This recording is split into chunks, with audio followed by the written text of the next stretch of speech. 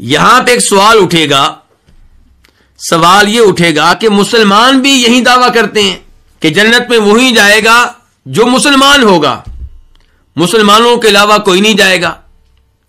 مثال کے طور پہ ہمارے حدیث میں جسے امام مسلم رحمہ اللہ اپنی صحیح میں لے کر آئے ہیں کہ اس ذات کی قسم جس کے ہاتھ میں میری جان ہے، لا يسمع بی احد من هذه الامه یہودی ولا نصرانی، جس نے میرے بارے میں سن لیا، میری نبوت کے بارے میں، میرے رسول ہونے کے بارے میں سن لیا، وہ یہودی ہو یا عیسائی، پھر میرے اوپر ایمان نہ لایا، تو وہ کہاں جائے گا؟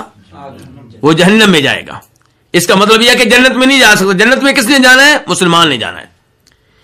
تو یہودی کہہ سکتے ہیں کہ تمہارا بھی یہی دعویٰ ہے، تم موت کی تمنا کرو، تم موت کی آرزو کرو، ہمیں یہ کہتے ہو، تم کیوں نہیں موت کی تمنا کرتے؟ تو ہمارے پاس اس سوال کا کیا جواب ہے؟ پہلی بات یہ ہے کہ یہودی نسلی تفاخر میں مبتلا تھے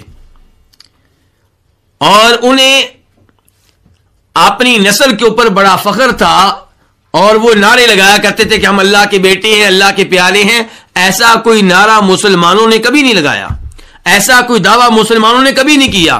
مسلمانوں کا نعرہ کیا ہے؟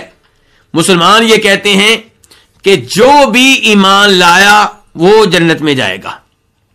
یعنی کہ یہودی اس زمانے میں جب اللہ کی شریعت تورات تھی، اگر تورات پہ صحیح معنوں میں عمل کرتے رہے، ایمان لائے رہے، کفر والا کام نہیں کیا، تو وہ جنت میں جائیں گے۔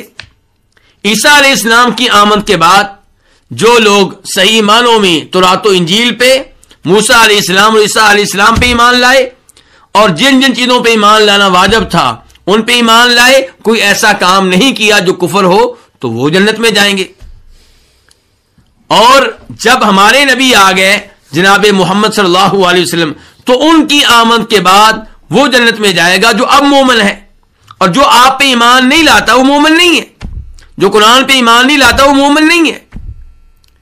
تو موسیٰ علیہ السلام جب دنیا میں تشریف لائے، جب ان کی نبوت تھی، تو اس زمانے میں جو مومن تھے وہ جنت میں جائیں گے۔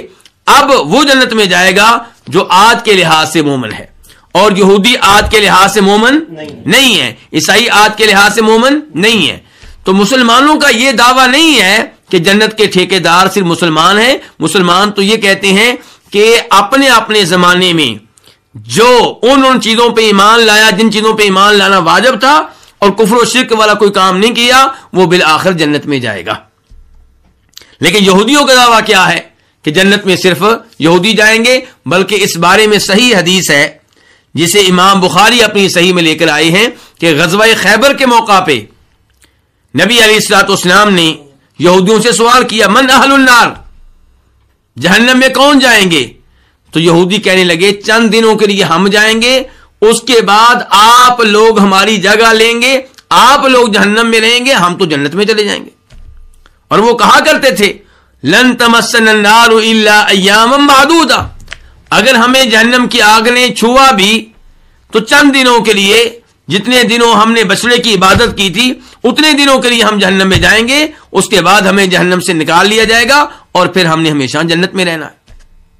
تو اللہ رب العزت کہہ رہے ہیں کہ اگر تم اپنے ان دعووں میں سچے ہو، تمہاری یہ آرزویں درست ہیں، تو پھر موت کی تمنا کرو، پتہ چلے کہ تم واقعی اپنے دعوے میں سچے ہو۔ کیونکہ جس کو یقین ہوگا کہ میں نے جنت میں جانا ہے، اس کو دنیا سے کوئی غرض نہیں ہوگی، وہ تو چاہے گا کہ مجھے جنت مل جائے۔ جیسا کہ ہم دیکھتے ہیں وہ لوگ جو جہاد کے لیے نکلتے ہیں اور جن کا اللہ کے اوپر صحیح معنوں میں ایمان ہوتا ہے اور اللہ تعالیٰ کے وعدوں پہ ایمان ہوتا ہے، جنت انہیں نظر آ رہی ہوتی ہے، وہ تو موت کو تلاش کرتے ہیں، وہ تو چاہتے ہیں کہ ہر مارکے میں ہمیں شہادت ملے، اگر کسی مارکے سے واپس آتے انہیں افسوس ہوتا ہے۔ تو یہی صورتحال یہودیوں کی ہونی چاہیے اگر یہ اس دعوے میں سچے ہیں۔ لیکن دیکھا یہ گیا ہے کہ یہ موت سے سب سے زیادہ بھاگنے والے اور دور رہنے والے۔ تو اللہ تعالیٰ کہتے ہیں قل، آپ کہہ دیں، اگر اخروی گھر تمہارے لیے ہے، عند اللہ، کس کے پاس؟ اللہ کے پاس، خالصتاً، اس حال میں کہ وہ خاص ہے تمہارے لیے، من دون الناس، لوگوں کے علاوہ، فتمنوا الموت، تو پھر تم کیا کرو، موت کی